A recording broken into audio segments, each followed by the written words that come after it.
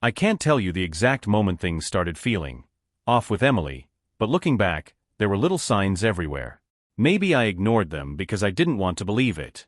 Maybe I thought we were just going through a rough patch, like all couples do. But now, I realize those moments were cracks in the foundation of our marriage. It started small. She'd come home from work later than usual, brushing it off with excuses about deadlines or last-minute meetings. I tried to be understanding. I know how stressful her job can be, but she started snapping at me for asking even the simplest questions, like what time she'd be back. Her once warm and loving demeanor turned cold, almost like I was a stranger in my own home. I'd always loved the way Emily smiled when we talked. It was one of the first things that made me fall for her. But those smiles became rarer. She'd laugh at her phone more often than she laughed at my jokes, texting constantly and brushing me off when I asked who it was. "Just Chloe," she'd say. "We're planning her birthday dinner." I didn't think much of it at first. Chloe's been her best friend since college, but then I noticed she never left her phone lying around anymore. She started keeping it face down on the counter, and even though I tried not to overthink it, the feeling in my gut told me something was wrong. One night, I walked into the kitchen while she was washing dishes, and her phone buzzed on the counter. She reached for it so fast she nearly dropped a glass. I asked her what was so important, and she turned on me, accusing me of being paranoid. "You're always looking for problems where there aren't any," she snapped, her eyes cold and distant. That hurt more than I want to admit. I started to feel like a guest in my own house. She'd cancel date nights, claiming she was too tired, but then spend hours on her phone or laptop. We used to stay up late talking about anything and everything. Now, most of our conversations were short, clipped. She acted like I was a burden just for wanting to be around her. It wasn't just the emotional distance, either. The physical intimacy we used to share started to fade, too. At first, I chalked it up to stress. We've been married for 8 years, these things happen. But when I tried to bring it up, she shut me down. "Not everything has to be about you, Jack," she said, rolling her eyes. That's when the doubts started creeping in. Was I not good enough anymore? Was I failing as a husband? I didn't want to believe it. I didn't want to believe that the woman I loved more than anything could be slipping away from me. But deep down, I knew something wasn't right. What I didn't know was just how bad it would get. A few weeks after that argument in the kitchen, I decided to push my doubts aside and try harder. Maybe Emily just needed me to step up, to remind her why we worked so well together. I started cooking her favorite meals, surprising her with little gifts, even planning a weekend getaway. She thanked me every time, but her words felt hollow, like she was going through the motions. Then one Friday night, she said she had to stay late at work. "Big project," she claimed, barely looking at me as she grabbed her bag. I kissed her goodbye, told her not to work too hard, and watched her leave. But instead of feeling reassured, that nagging voice in my head grew louder. It didn't help that Chloe called me a few hours later, looking for Emily. "I've been trying to reach her all evening," she said. "We were supposed to talk about my party tomorrow." "She's working late," I replied, my chest tightening. There was a pause on the line. "Oh right," Chloe mumbled, sounding caught off guard. She mentioned something about that earlier. Must have slipped my mind. When we hung up, I couldn't shake the feeling that something wasn't adding up. Emily was close to Chloe, closer to her than anyone else, including me. If she wasn't even telling her best friend about working late, what else was she hiding? I stayed up waiting for her that night, and when she finally came home, she was startled to find me in the living room. She tried to brush past me, but I asked her how her night was. "Exhausting," she said, slipping out of her heels. "I told you I had to stay late. Why are you still up?" "I just wanted to see you," I said quietly. "Chloe called earlier, by the way." Her face froze for just a second, barely noticeable, but enough for me to catch it. "Oh," she said too casually. "What did she want?" "She said she was looking for you." "I told her you were at work." "Yeah, I was," Emily snapped, her tone defensive. "Why? Are you checking up on me now?" Her reaction hit me like a slap in the face. I hadn't accused her of anything, but her guilt was written all over her face. "No, I just thought it was weird she didn't know you were working late. You usually tell her everything." Emily glared at me, her eyes narrowing. "I don't need to report my every move to you or Chloe, Jack. I'm not a child." That night, she slept facing the wall, her body stiff and uninviting. I lay awake beside her, staring at the ceiling, trying to convince myself that I was imagining things. But deep down, I knew the truth. Emily was lying to me. The following week, things felt even worse between us. Emily was more distant than ever, her phone glued to her hand like it was part of her. Every time I walked into a room, she'd lock the screen or tuck it away. She was careful, almost too careful, but it only made me more suspicious.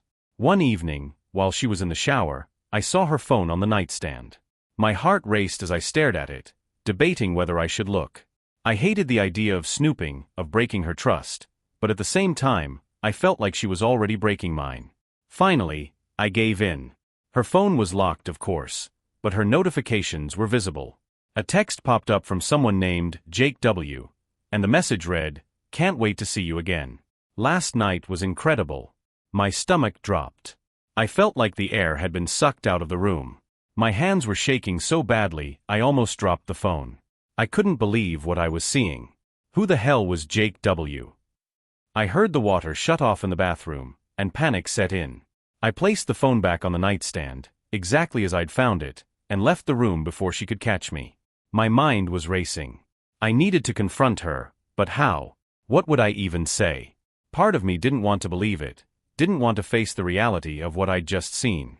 When she came out of the bathroom, wrapped in a towel, I was waiting for her in the living room. "We need to talk," I said, my voice trembling. She looked at me with that same cold, indifferent expression I'd grown used to. "About what? Who's Jake?" I asked bluntly. Her face changed, just for a moment, a flicker of panic, quickly replaced by annoyance. "Jake? What are you talking about?" "I saw a text on your phone," I admitted. "He said last night was incredible. Care to explain?" Her eyes narrowed. "You went through my phone?" "No, I didn't," I said. "It was on the screen. I didn't have to go through anything." "You had no right to look at my phone," she snapped, deflecting like a pro. "How dare you invade my privacy?" "I'm not the one texting someone about an incredible night, Emily," I shot back. "So don't try to turn this around on me." She crossed her arms, her expression icy. "Jake is a coworker. We went out for drinks after work. It was nothing. You're blowing this way out of proportion. Do you usually have incredible nights with coworkers?" I asked, my voice rising. "What's going on, Emily? Are you cheating on me?" Her reaction wasn't what I expected. She didn't deny it. Instead, she rolled her eyes and muttered, "Unbelievable. That's not an answer." I yelled, "You owe me the truth, Emily. If you don't want to be with me anymore, just say it. But don't lie to me." She threw up her hands in frustration. "I'm not having this conversation right now," she said, grabbing her phone and heading upstairs. "You're being ridiculous, Jack." I sat there in stunned silence as she walked away. My chest felt tight, like I couldn't breathe. She didn't deny it. She didn't even try to. And that hurt more than I can put into words. After that argument, things spiraled fast. Emily barely spoke to me the next day, acting like nothing had happened, like I hadn't just confronted her about possibly cheating on me. The silence between us was deafening, filled with tension that seemed to seep into every corner of the house. I couldn't let it go. I started paying closer attention, trying to piece things together. She wasn't just distant, she was secretive. Her work hours seemed to stretch longer and longer, and the weekends, once spent together as a family, now included errands and last-minute work meetings. She always had an excuse, and I was running out of patience. One evening, while she was out grabbing dinner with Chloe, I decided to check the car's mileage. I know it sounds crazy, but I needed proof. Emily had said she was meeting Chloe at a restaurant about 5 miles away, but when I checked the odometer, she'd driven over 20. My heart sank. When she got home, I confronted her again, trying to stay calm. "How was dinner?" I asked casually. "Good," she replied, barely looking up from her phone. "Where'd you go?" She hesitated. The usual place. That Italian spot downtown." I nodded, my heart pounding. "That's weird," I said, "because I checked the mileage on the car. You drove a lot farther than that." Her head snapped up, her eyes narrowing. "Are you serious right now? You're tracking the car now? What's wrong with you, Jack?" "What's wrong with me?" I said, my voice rising. "What's wrong with you, Emily? You lied. You weren't at that restaurant, were you? So where were you?" She scoffed, shaking her head like I was the crazy one. You've completely lost it. Do you even hear yourself? You're paranoid, Jack. This isn't healthy. I wouldn't be paranoid if you'd just tell me the truth. I yelled, my frustration boiling over. Who are you sneaking around with? Is it Jake? Or someone else? She rolled her eyes and stormed past me, muttering something under her breath. I don't have to deal with this. Yes, you do. I shouted, following her. You don't get to just walk away from this, Emily. I deserve answers. She spun around, her face twisted with anger. Fine. You want the truth? I'm not happy, Jack. I haven't been happy for a long time. You've been so wrapped up in your own world, you didn't even notice. Her words hit me like a punch to the gut. So this is my fault? I asked, my voice trembling. You're blaming me for, what? For working hard to give us a good life? For trying to make you happy? She laughed bitterly. You think working hard is enough? You barely even see me anymore, Jack. And when you do, all we ever do is argue. This marriage has been dead for years, and you're too blind to see it. I stood there, stunned, as her words sank in. She didn't apologize. She didn't even deny the affair. She just walked upstairs, leaving me in the wreckage of what she'd just said. That night, I sat alone in the living room, replaying her words over and over in my head.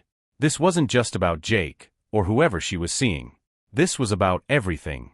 The life we built together, the promises we made, the trust one thought we had, it all felt like a lie. I knew then that this wasn't just a rough patch. This was the beginning of the end. The next few days were unbearable. Emily's words kept echoing in my mind. This marriage has been dead for years. Every time I thought about it, it felt like she'd driven a knife into my chest and twisted it. How could she say that? How could she act like the life we built together meant nothing? I tried to focus on work, but it was impossible. My mind was a mess, bouncing between anger, sadness, and disbelief. I couldn't sleep, couldn't eat. All I could think about was who she was with, where she was going, what she was doing behind my back. That Saturday, she told me she was heading out to run some errands. Normally, I'd just let it go, but not this time. As soon as she left, I grabbed my keys and followed her. I know it wasn't my proudest moment, but I needed answers. I needed to know the truth. She drove across town to a coffee shop. I parked a few spaces away, trying to stay out of sight. My heart was pounding so hard I could feel it in my ears. A few minutes later, a man walked in, tall, blonde, wearing a suit. He wasn't Jake. He was someone I'd never seen before. Emily stood up when she saw him, smiling in a way I hadn't seen her smile in months. She hugged him, and they sat down at a corner table, leaning in close as they talked.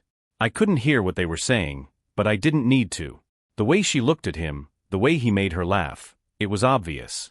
I sat there in my car, watching them, my hands gripping the steering wheel so tightly my knuckles turned white. I felt sick. My wife, the woman I'd loved and trusted for years, was sitting there with another man like I didn't even exist. They stayed there for about an hour before leaving together. I followed them to a hotel a few blocks away. My stomach churned as I watched them walk inside. I couldn't move, couldn't think. Part of me wanted to barge in, to confront them right then and there, but I couldn't. I just sat there, paralyzed, watching my entire world crumble. When I finally drove home, I felt hollow, like I was a shell of a person. I couldn't believe what I'd just seen. I wanted to scream, to cry, to punch something, but I didn't.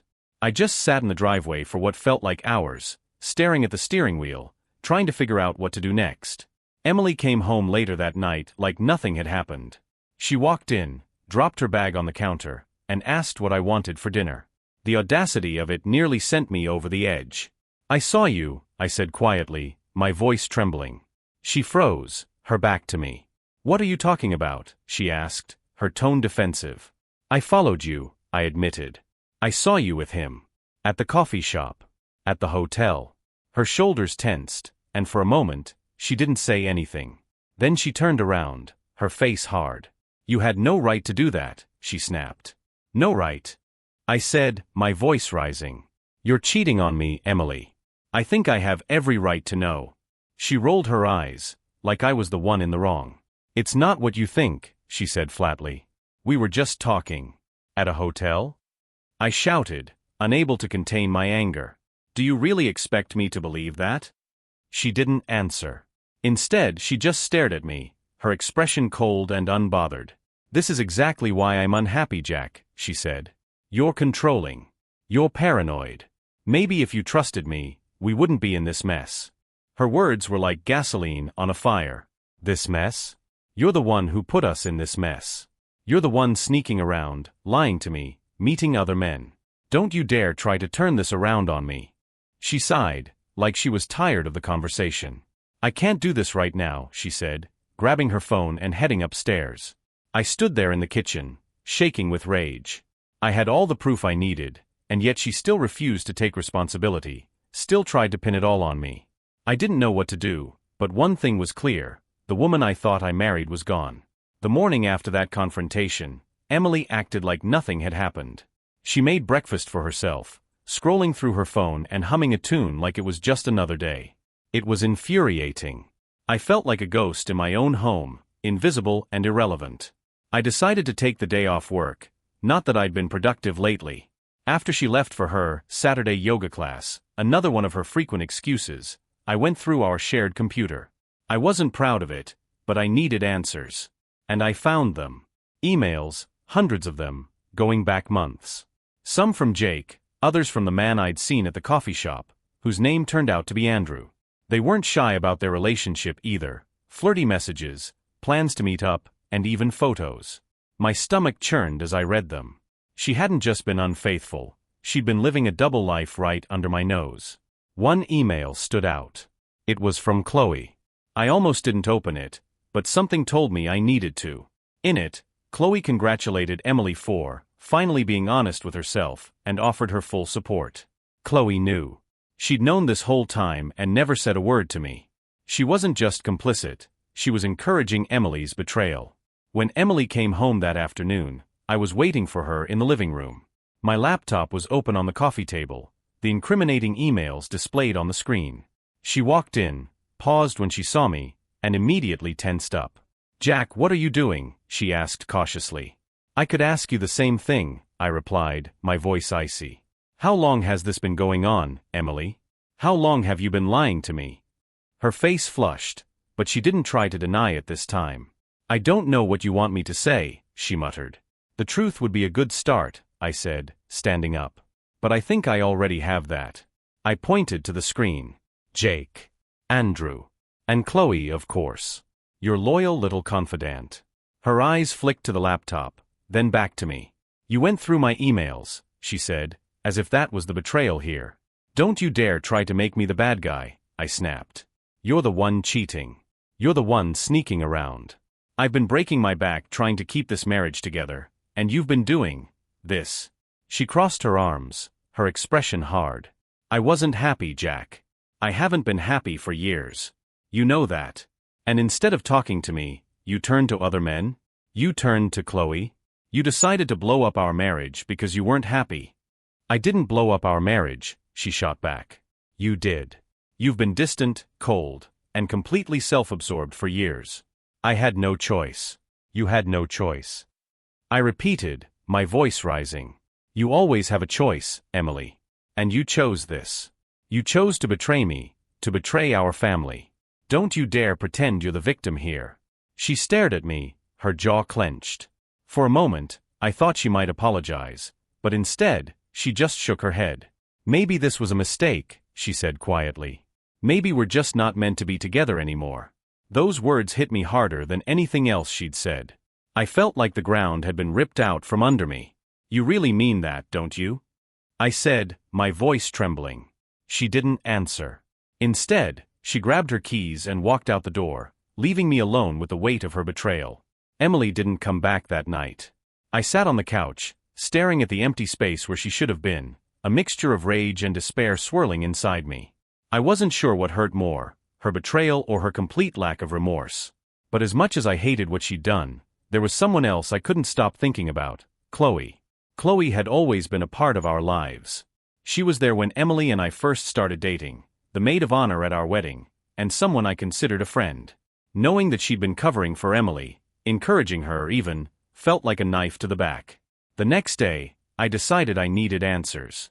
I called Chloe and asked her to meet me for coffee. She hesitated, but eventually agreed. When I walked into the cafe, she was already sitting at a corner table, stirring her drink nervously. She looked up as I approached, her expression guarded. "Jack," she said, forcing a smile. "This is unexpected." "Cut the crap, Chloe," I said, sitting down. "You know why I'm here." Her smile faltered. "I don't know what you're talking about." "Don't play dumb," I snapped. "I saw the emails. I know you've been helping Emily sneak around. So don't insult me by pretending you don't know." She sighed, setting her spoon down. "Look, Jack, I didn't want to get involved. But Emily needed someone to talk to. She was unhappy." "Don't," I interrupted, my voice low and angry. "Don't try to justify what she did. She didn't need anything except to be honest with me. And you, what kind of friend encourages this? Do you have any idea what you've done?" Chloe's eyes darted around the cafe, as if she was afraid someone might overhear. "It's not that simple," she said defensively. "Emily's been miserable for years. She felt trapped. I was just trying to help her figure things out. By lying for her? By helping her cheat on me?" I said, my voice rising. "You didn't help her, Chloe. You enabled her. You helped destroy our marriage." She flinched, guilt flickering across her face. "I didn't mean for it to go this far," she said quietly. I thought she'd come to her senses and either fix things with you or leave." "Well, congratulations," I said bitterly. "She's done neither.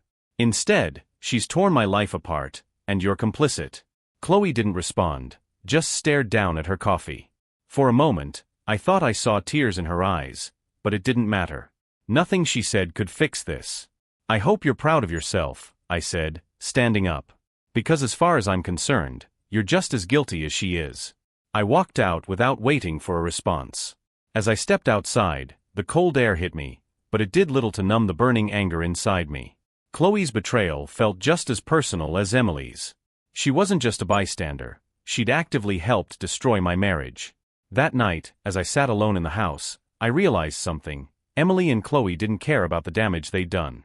They didn't care about me. And if they weren't going to take responsibility, I'd have to find my own way to move forward, starting with cutting them both out of my life for good. Emily returned the next day, but she didn't walk in like someone who wanted to reconcile. Instead, she came in with an air of defiance, her head held high as if she had nothing to apologize for. I was in the kitchen, nursing a cup of coffee I didn't have the energy to drink.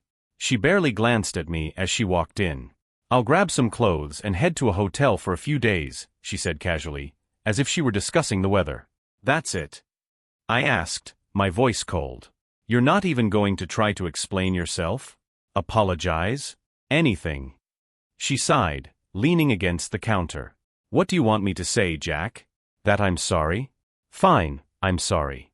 But I can't undo what's already happened." Her indifference was like a slap in the face. "You can't even admit you're wrong, can you?" I said, standing up. "You can't even say the words." She crossed her arms, her eyes narrowing. "I'm not going to stand here and let you guilt-trip me, Jack. We both know this marriage hasn't been working for a long time." I felt my hands clench into fists at my sides. "It wasn't working because you weren't trying. You checked out long before this, Emily. Don't you dare put this on me." Her expression faltered for a moment, but then she straightened up. "You know what? You're right.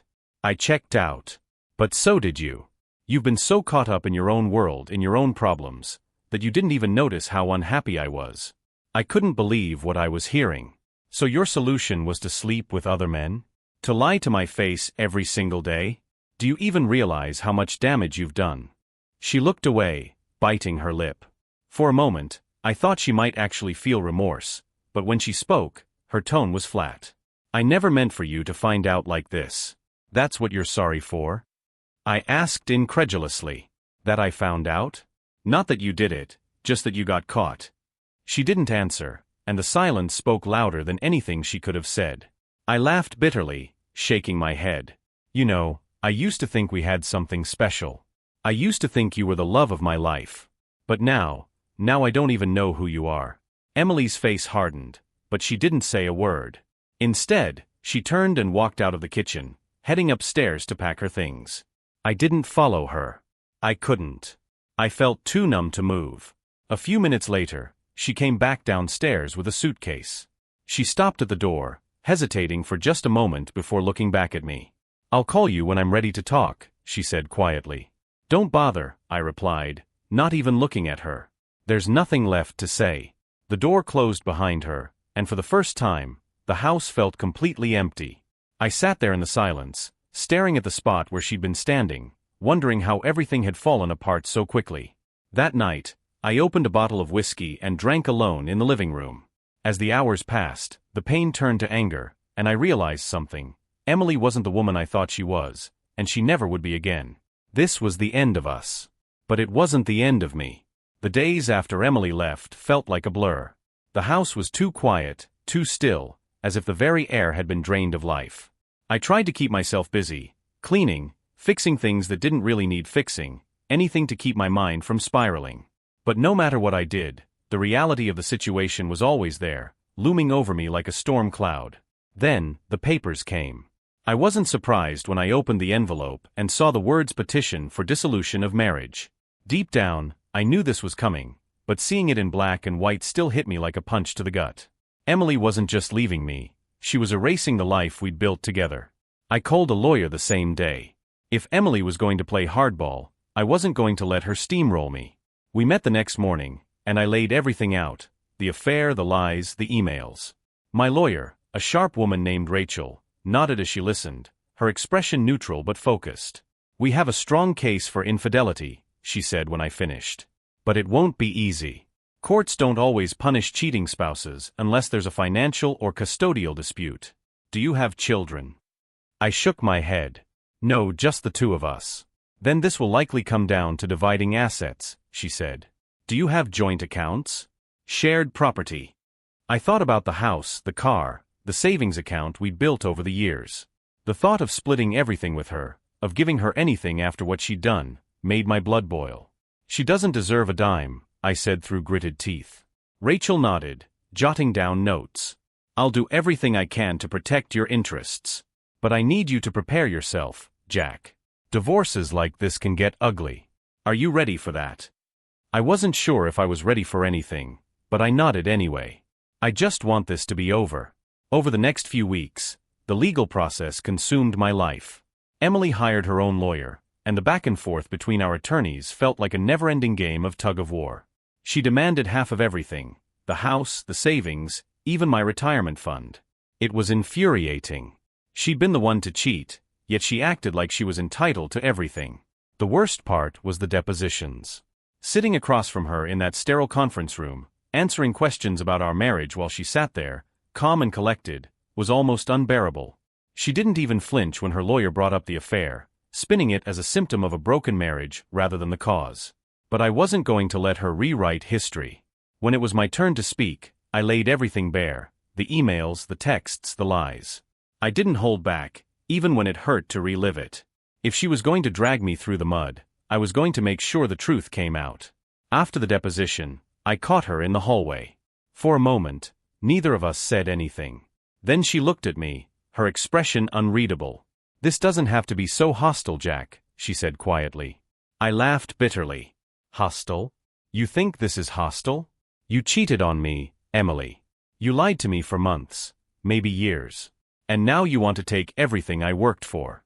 Do you honestly think this could be anything but hostile?" She looked away, her jaw tightening. "I just want what's fair." "Fair?" I said, my voice rising. "You wouldn't know fair if it slapped you in the face."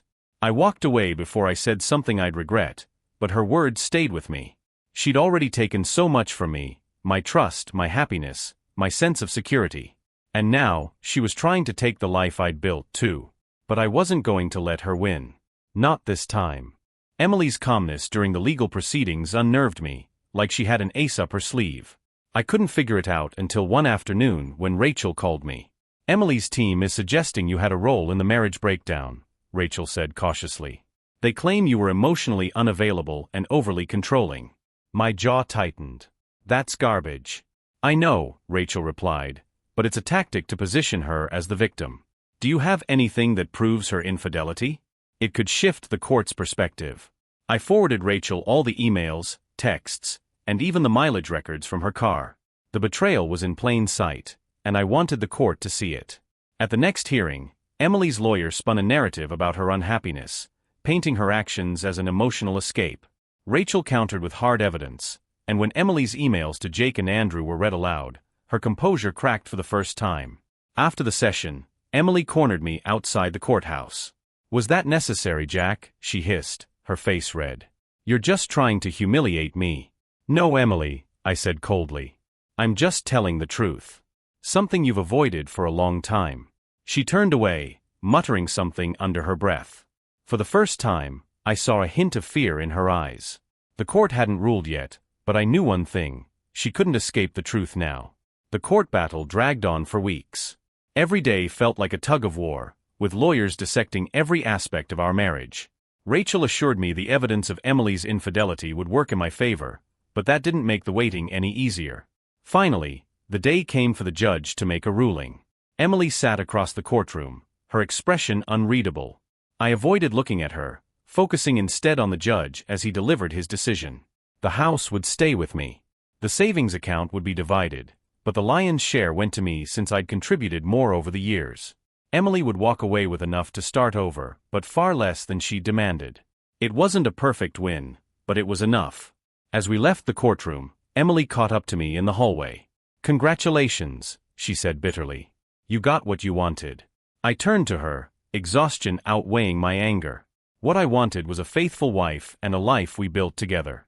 You made sure I couldn't have that. Her face twisted, but she didn't reply.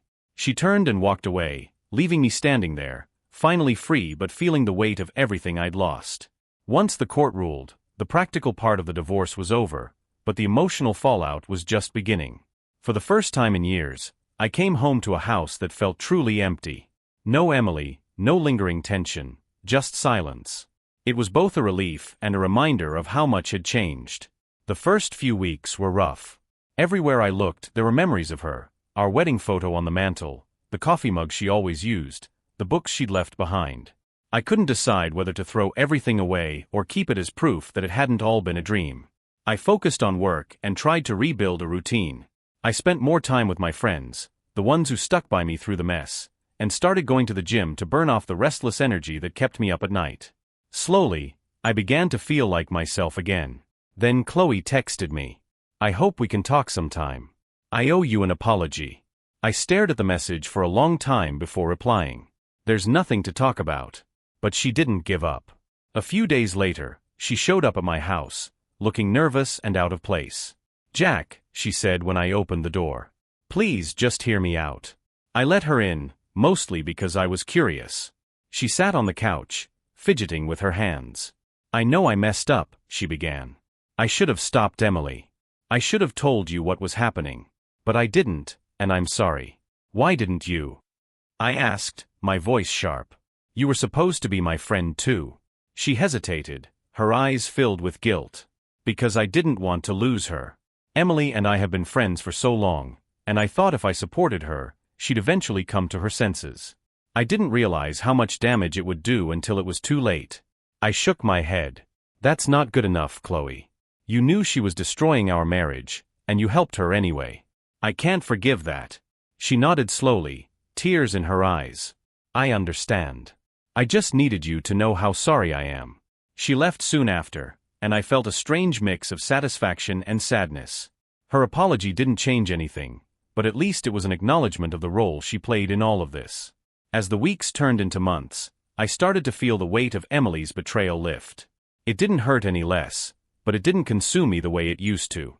I began focusing on myself for the first time in years, picking up hobbies I'd abandoned, reconnecting with old friends, and even considering therapy to deal with the lingering anger and trust issues. Emily reached out once, months later, asking if we could talk. I ignored her message. There was nothing left to say. She'd made her choices, and I'd made mine. My focus was on moving forward, not looking back. After months of rebuilding, something shifted in me. For the first time in what felt like forever, I woke up one morning and didn't think about Emily. The emptiness in the house no longer felt like a void. It felt like space, like possibility. I wasn't Jack, the husband, anymore. I was just Jack, and I was finally okay with that. I started focusing on things I'd let slip during the marriage. I signed up for a photography class, something I'd always been interested in but never made time for. Every Saturday morning, I'd grab my camera and explore the city, capturing moments I used to rush past. It was a small thing, but it reminded me that life was still out there, waiting for me. Friends who had drifted away came back into my life. One night, my buddy Mike invited me to a poker game. Sitting around the table, laughing and talking trash like we used to, felt like a piece of the old me coming back. "We've missed you, man," Mike said, clapping me on the back. "It's good to see you out of that cave." Little by little, I found joy in the ordinary. Cooking for one became an experiment instead of a chore. I'd throw on music, pour a glass of wine, and try recipes I'd never attempted before.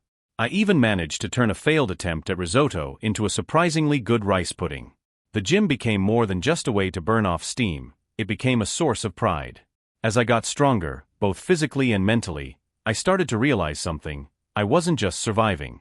I was thriving. The version of me that Emily had crushed under her indifference and lies was gone, replaced by someone stronger. That's not to say everything was perfect. There were still nights when I lay awake, replaying old arguments in my head, wondering how things could have been different. I still felt the sting of betrayal when I thought about her with those men. But those moments became fewer and farther between. The anger didn't define me anymore. One day, I ran into Chloe at the grocery store. She looked surprised to see me, and for a moment, we just stood there awkwardly. "Hey," she said finally, giving me a small smile. "Hey," I replied, nodding politely. She hesitated, then said, "You seem good." "I am," I said simply. And I meant it. We exchanged a few pleasantries before parting ways. As I walked to my car, I realized I didn't feel anything toward her, not anger, not sadness, not regret. She was just someone I used to know. And that felt like a victory. The more I let go of the past, the more I embraced the future. I wasn't the same person I'd been when I was with Emily, and I didn't want to be. For the first time in years, I felt free. As time went on, I realized the space Emily left behind wasn't just an absence, it was an opportunity. I stopped defining myself by what I'd lost and started thinking about what I wanted to gain. It was strange, after years of trying to keep someone else happy, to focus solely on myself. One day, my old college friend Sarah reached out. We hadn't talked in years, but she'd heard about the divorce through mutual friends. "I'm sorry to hear about everything," she said over the phone. "But I'd love to catch up sometime, if you're up for it." We met for coffee the following weekend, and it was like no time had passed. Sarah had always been easy to talk to, funny, kind, and honest in a way that felt refreshing. We laughed about the old days, shared stories about where life had taken us, and by the end of the conversation, I felt lighter than I had in months. What started as an occasional coffee turned into regular meetups. She dragged me to hiking trails I'd never heard of, and I'd show her the best spots for photography. It wasn't romantic, at least not at first, but it was the first time I'd felt genuinely connected to someone in a long time. Sarah wasn't just a distraction, she was a reminder that life could be good again. Meanwhile, I threw myself into my photography. I started sharing my work online, and to my surprise, people responded. A local gallery even reached out, offering to feature my photos in an exhibit. It wasn't something I'd ever expected, but standing in that gallery on opening night, surrounded by friends and strangers admiring my work, I felt proud in a way I hadn't in years. Emily was still a ghost in the background of my life. Occasionally, I'd hear about her through mutual acquaintances or see her name pop up in an email about some shared account we'd forgotten to close. But she felt like a relic of another life, someone I no longer recognized, or wanted to. One evening, after a particularly long hike with Sarah, we sat on a bench overlooking the city. The sun was setting, casting everything in warm golden light. She turned to me, smiling. "You seem happy," she said. "I think I am," I replied, surprised by how true it felt.